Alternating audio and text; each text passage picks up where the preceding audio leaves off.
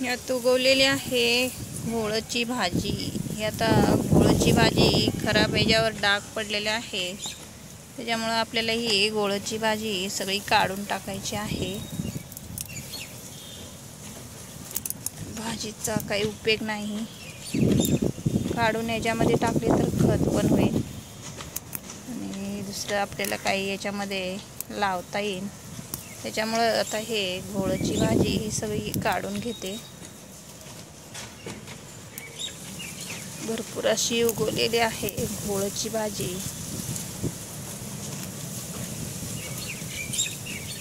याच्यामध्ये आहे पर्सलेन, ते पण छान याचे फुलं येतील।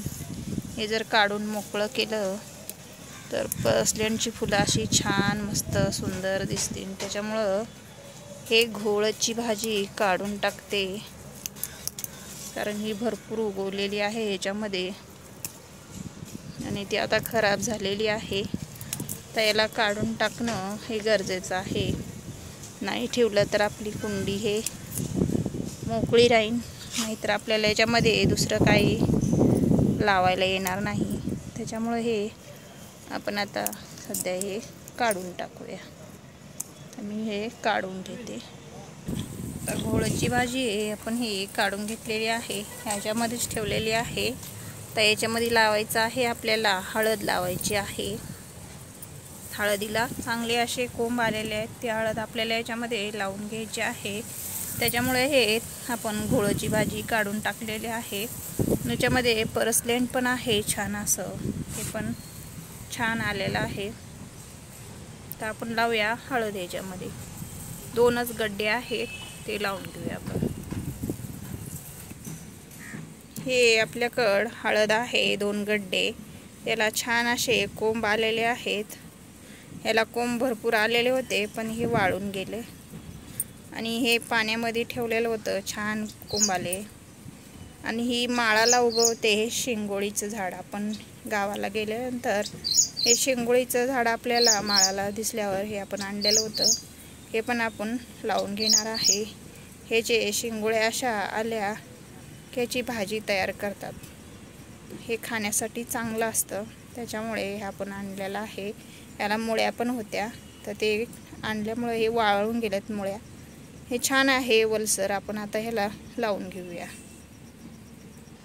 तर हे हळदीचा गड्डा लावण्यासाठी इथं आपण असा छोटासा खड्डा करून घेऊया, त्याच्यामध्ये आपण हळद लावून घेऊया।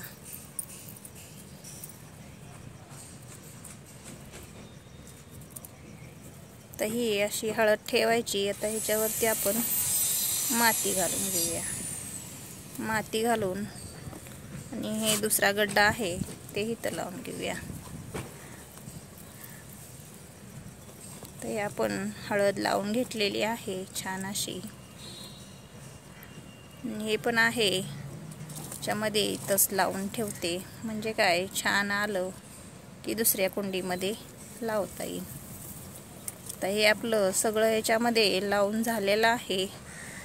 हळदीचं पण इथं लावून घेतलेलं आहे। मिरचीचं झाड होतं उगवलेलं, ते निघलं, ते आपण याच्यामध्ये लावून ठेवूया। छान असं आता पाणी देऊन घेऊया आपण याला। हळद लावून झालेली आहे, शेंगोळीचं पण हे लावून झालाय गड्डा आणि हळदीचे गड्डे पण लावून झालेले आहेत आपले। आता याच्यामध्ये तर आपण याला पाणी देऊन घेऊया। तर आपण याला पाणी देऊन घेतलेलं आहे छान असं, पाणी देऊन झालेलं आहे आपलं।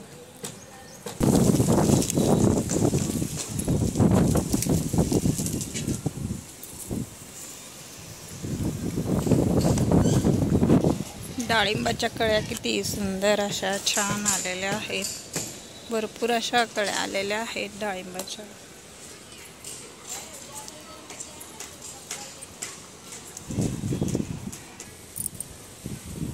शेवंतीचे फुलं किती सुंदर असे मस्त छान फुलायला लागलेले आहे।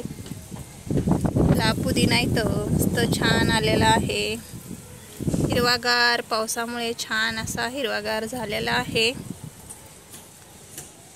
आणि हा आहे ओवा, ह्याची भजी मस्त छान होतात। आम्हाला आता ह्याची भजी खायची आहे पानं तोडून। आणि असं पण कोरडा खाल्ला की पोट साफ होतं. असे छान पानं तोडून खायचे. इथं आहे मोहरीचं एकच झाड आहे. त्याला मोहरीच्या शेंगा किती भरपूर लागलेल्या आहेत. सुंदर असं मोहरीचं झाड आहे. छान शेंगा लागलेत मोहरीच्या.